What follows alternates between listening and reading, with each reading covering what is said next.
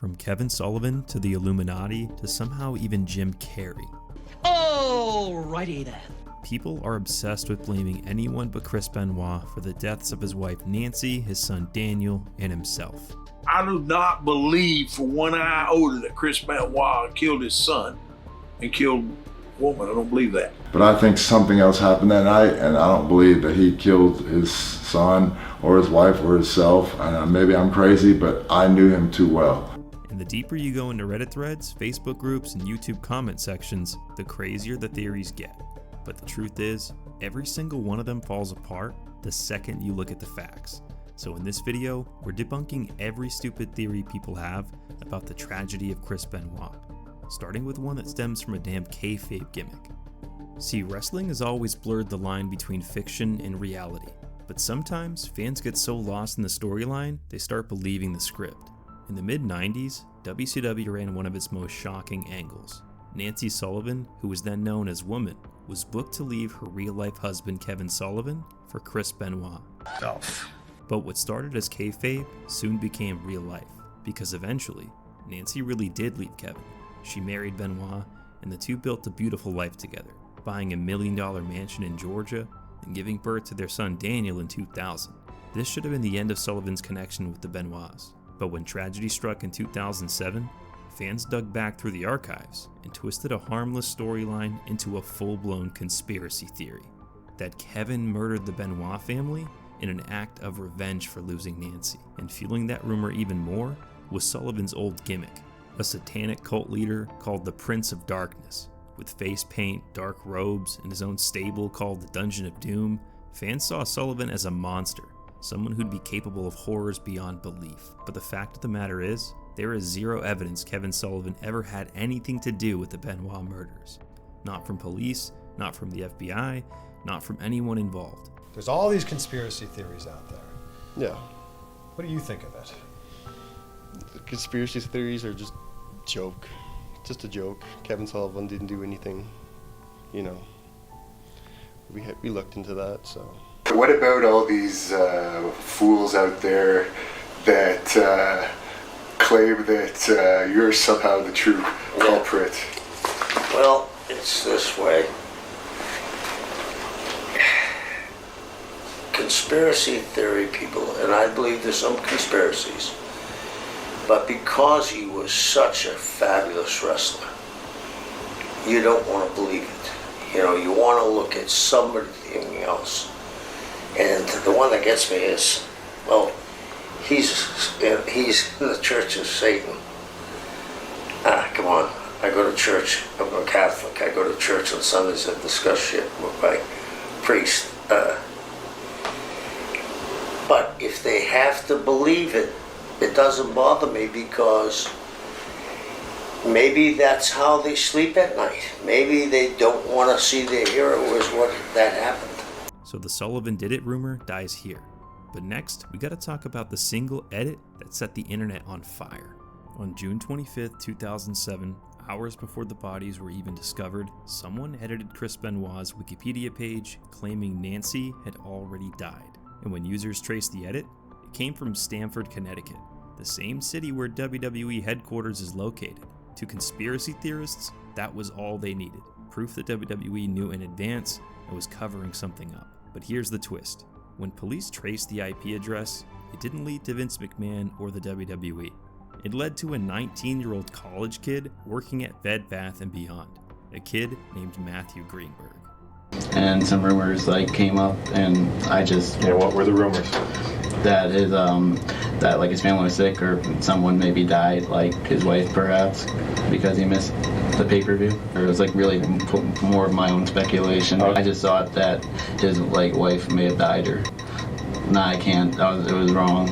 I just cause I saw he never misses a date. Okay. But yeah. So I was just on Wikipedia, and I just made the post.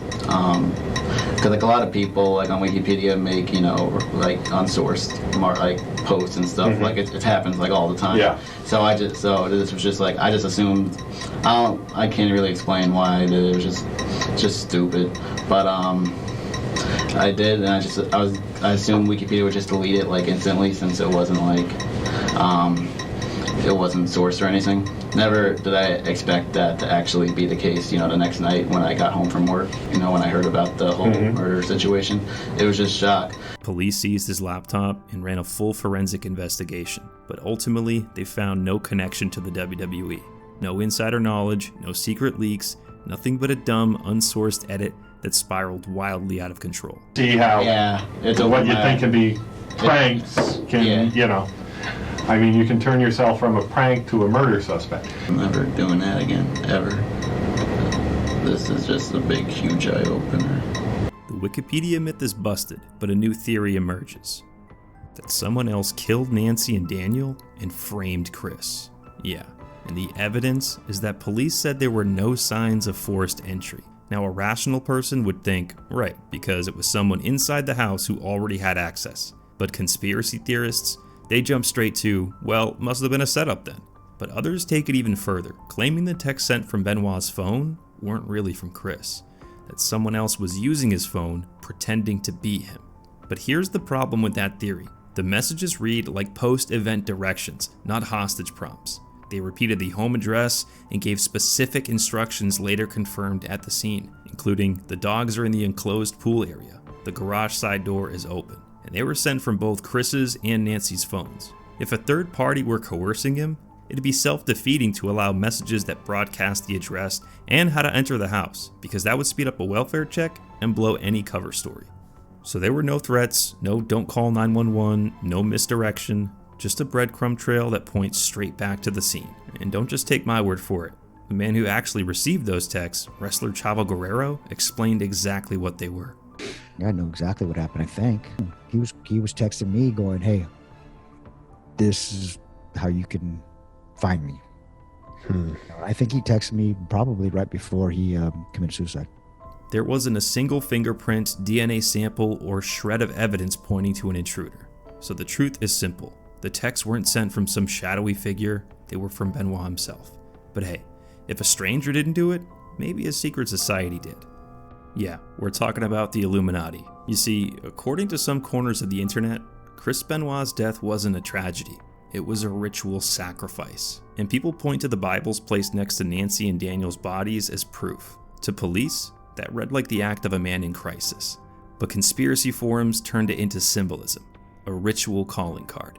On Reddit, some even dragged in Vince McMahon, arguing WWE's occult-themed storylines and power ties meant there was a shadow plan at work. I don't believe that he killed his son or his wife or himself. A story or an idea, a theory of what really happened, that to me fits what I believe. And I mean, well, you can tell us the story if you want. I don't want to, really. I'm sorry, I'm not trying to be disrespectful. No, it's fine. It involves, the WWE and things with the government that has been, the government's been investigating Vince for years about way he treats employees and things that go on up there. Letters were sent out to everybody at WWE after Benoit and Eddie. And one blog went even further, alleging that WWE, Vince McMahon, and a satanic Illuminati killed Benoit in a numerology-coded ritual. Yeah, these people are batshit crazy. But here's the truth. Investigators found no evidence of any ritual. No sigils, no altars, no occult paraphernalia, not in the photos, not in the reports, not in the autopsies. You see, what conspiracy theorists labeled a ritual, criminology experts recognized as something else entirely. Because in forensic psychology, placing religious items at murder-suicide scenes is tragically common, a symbol of guilt or a desperate cry for forgiveness. But still, even after all this evidence, there's people who will still refuse to believe what Benoit did, because the hardest conspiracy to kill is the emotional one. Some fans will argue Chris Benoit loved his family too much to ever do this, and in pictures, it almost makes sense. Benoit's smiling family portraits, his tender moments with Daniel, the appearances with Nancy at ringside. From the outside, it looked like a happy family. I do not believe for 1 iota that Chris Benoit killed his son and killed a woman. I don't believe that. I don't believe that at all. I believe that maybe Chris Benoit found them, and because his son was dead and he done himself, he committed suicide. It's just so hard. It's so hard for me to comprehend. The Chris Benoit that I knew would never hurt a kid, especially as much as he loved that boy. If I lined up 100 wrestlers, he wouldn't be on the list. Not saying,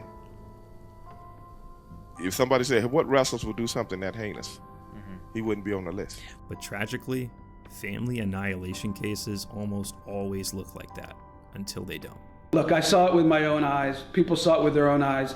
The dysfunction that they had, pulling away, all the symptoms, like I told you. When I was informed what happened, I didn't have a doubt that one killed the other. My only sadness was that Daniel didn't survive. Behind closed doors, Benoit's marriage was crumbling.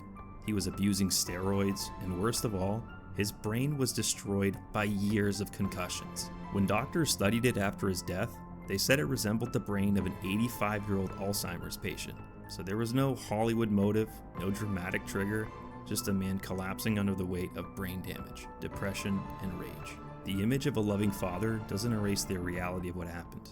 And then there's the wildest theory of all, that Chris Benoit was killed by Jim Carrey.